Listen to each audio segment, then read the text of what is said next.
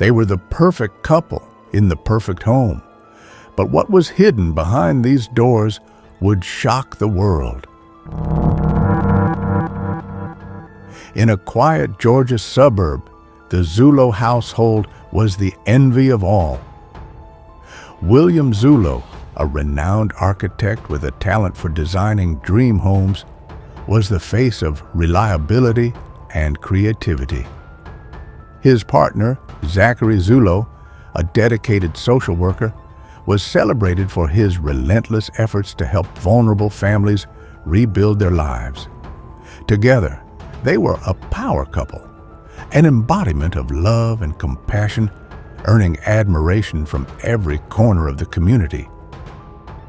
From the outside, it was a picture of success, love, and generosity. William and Zachary Zulo were admired for their charm, kindness, and seemingly unshakable dedication to community and family. But no one knew the horrors lurking beneath the surface of their idyllic life. It started as a story of hope. Two brothers, victims of a broken system, found a home with the Zulos. The brothers faced many challenges early in life. From a young age, they were moved from one foster home to another, never staying in one place for long. With each move, they grew more and more uncertain about where they truly belonged. They yearned for a permanent home, a place where they could feel safe and loved. But as the years passed, the dream of having a family that would stay with them seemed impossible. When the Zulos expressed interest in adopting the boys, the agency saw a new possibility for the brothers. William and Zachary were not only stable in their careers, but also deeply committed to their family and community.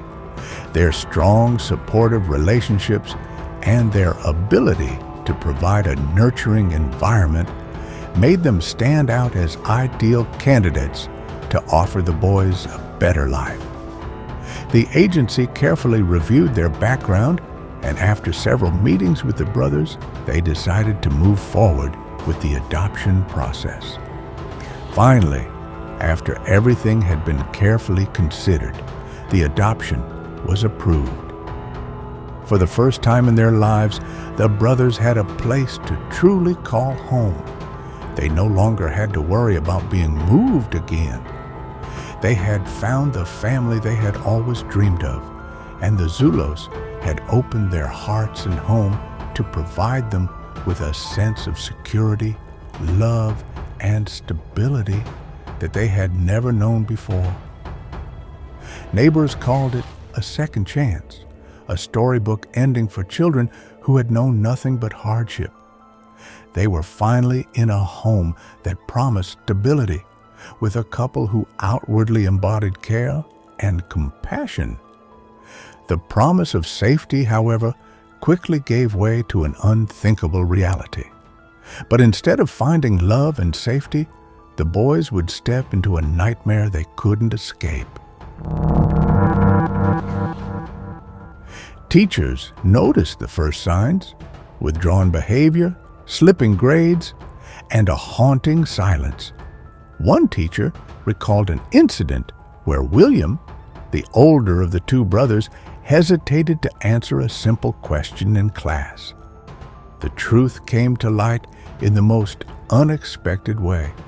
A seemingly unrelated arrest in a local pedophile ring led investigators to digital evidence that tied directly to the Zulos.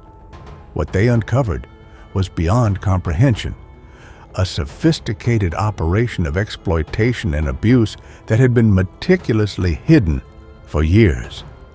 Investigators found an array of disturbing evidence: encrypted communication logs, hidden recording devices, and detailed journals chronicling their horrific actions. These items not only revealed the depth of their crimes, but also directly implicated the Zulos, leaving no room for doubt about their culpability. When the incident of William and Zachary Zulo arrived in court, They brought them to the waves of emotion and shock, more and more audiences. The accusation to the couple was as severe as destructive. The evidence presented included digital communications that showed a frightening level of planning. The charges included multiple counts of aggravated sexual assault and sexual exploitation of young people. Each count carried significant weight, reflecting the severity of the abuse and the lasting harm inflicted on the victims. The prosecution presented its case meticulously, detailing the evidence it had discovered from digital messages to photographic evidence. The prosecution's case left no room for ambiguity. They portrayed the Zulos as individuals who not only betrayed their responsibilities as parents, but actively worked to exploit the trust placed in them by their community and the adoption agency. The evidence was overwhelming, and their crimes were impossible to deny. Faced with an airtight case, both William and Zachary Zulo entered guilty pleas. Their acknowledgement of guilt was a stark confirmation of the evidence against them. The courtroom, already overflowing with accusations, remained silent while their claims were recorded. The trial was marked by moving testimonies by those affected by the incident. Representatives spoke on behalf of the young victims, describing the impact of violence on their lives. The courage these boys showed in coming forward was evident, and their words served as a powerful reminder of the importance of seeking justice. The community witnesses also shared their reflections and expressed the mixture of sadness and distrust. Many once praised Zulos, but revelation was working on betrayal and guilt about not to recognize signs. The reaction outside the courtroom was equally significant.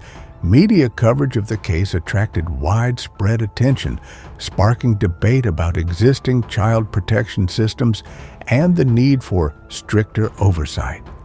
When the ruling arrived, the judge decided to guarantee that Zulos would never hurt other children.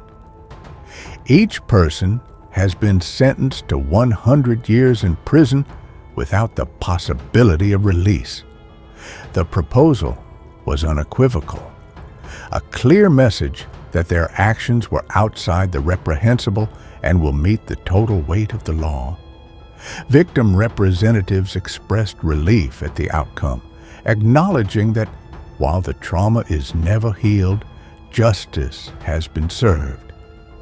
The community also found some solace in the knowledge that these people no longer pose a threat.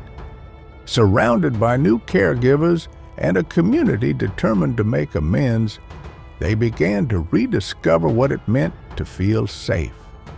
Advocacy groups rallied, ensuring the boys' voices were heard, while the nation demanded reform to protect other children from similar fates. As we reflect on this case, we are reminded of the vital need for vigilance, accountability, and compassion. It's not enough to hold perpetrators accountable. We must also strive to create a world where children are always safe, loved, and protected. So, how can we prevent such horrors from happening again? How can we improve the systems designed to safeguard the most vulnerable among us? These are questions that require answers, not just from lawmakers, but from each of us. Protecting children is a shared responsibility. It demands advocacy, education, and the courage to speak out when something feels wrong. By working together, we can honor the bravery of these two young boys and ensure no other child suffers as they did. If you believe this story matters, share it, discuss it, and keep the conversation going. Let's work towards a future where tragedies like this are no longer possible.